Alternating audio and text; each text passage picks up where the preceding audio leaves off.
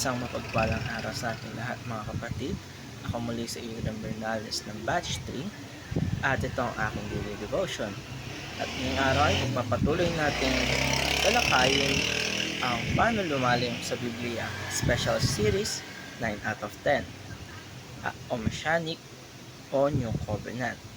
At ang Bible verse natin ngayong araw ay Luke chapter 22 verse 20. Sinasabi sa Bible verse na Luke chapter 22 verse 20, I likewise also the cup after the supper, saying, This cup is the New Testament in my blood, which is shed for you. Ang New Covenant ay ang tipan na ipinasimula ng ating Panginoong Hesukristo sa pamamagitan ng kanyang dugo. Ang tipan na nagtapos at lumagpas sa 5 tipan. Ito ay inihula sa Jeremiah chapter 31 verse 31 to 34 at natupad sa buhay, kamatayan at muling pagkabuhay ni Kristo. Sa kabuuan ng kasulatan, makikita natin ang Trinity Covenant of Redemption, kung saan ang Ama, Anak at Espiritu Santo ay may layunin ng pagtubos bago pa man ang paglikha. Makikita natin ang Covenant of Works kay Adan, kung saan ang pagsunod ay dapat magdala ng buhay. Ngunit dahil sa pagkahulog ng tao sa kasalanan, ito ay naging sanhi ng kamatayan. Sa Covenant of Grace naman ay pinakita ng Diyos ang kanyang plano ng kaligtasan na magiging malinaw sa bawat kasunduan mula kay Noah, Abraham, Moises hanggang kay David. Ngunit sa lahat ng ito, si Jesus ang katuparan ng bawat tipan. O si Jesus ang inaantay ng bawat taong ito, ang Messianic New Covenant. At para naman sa ating teaching ngayong araw ay unang-una, Jesus fulfilled all the covenants. Lahat ng mga naunang tipan ay nagtuturo kay Kristo. Mula sa lumang tipan, lahat ng kasulatan mula sa lumang tipan ay patungkol lahat kay Kristo.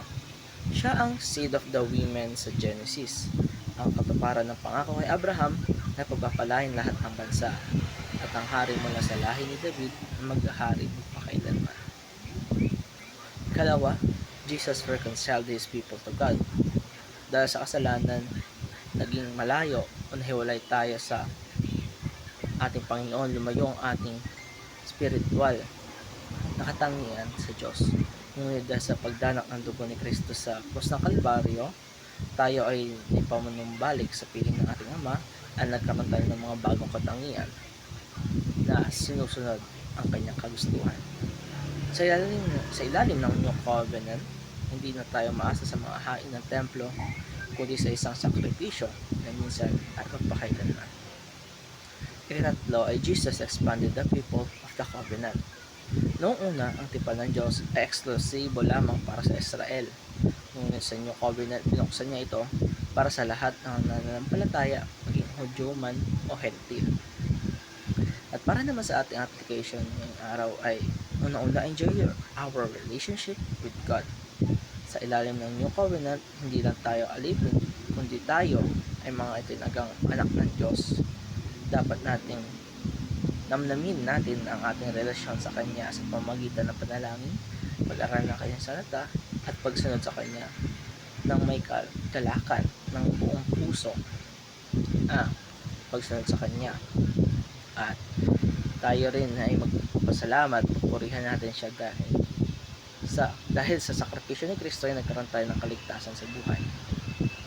Ikalawa, I see our adoption as a greatest privilege. Pagiging anak ng Diyos ay isang biyayang hindi natin matutumpasan. Wala nang masigit pa sa katotohanan tayo ay kabilang sa kanyang pamilya, hindi dahil sa ating gawa, kundi dahil sa ginawa ni Kristo sa krus. Ang New Covenant ay hindi lamang isang kasunduan, kundi isang buhay na katotohanan na dapat natin ipamuhay araw-araw. Hindi na tayo nabubuhay sa takot ng batas, kundi sa biyaya ng Diyos pamamagitan ni Kristo.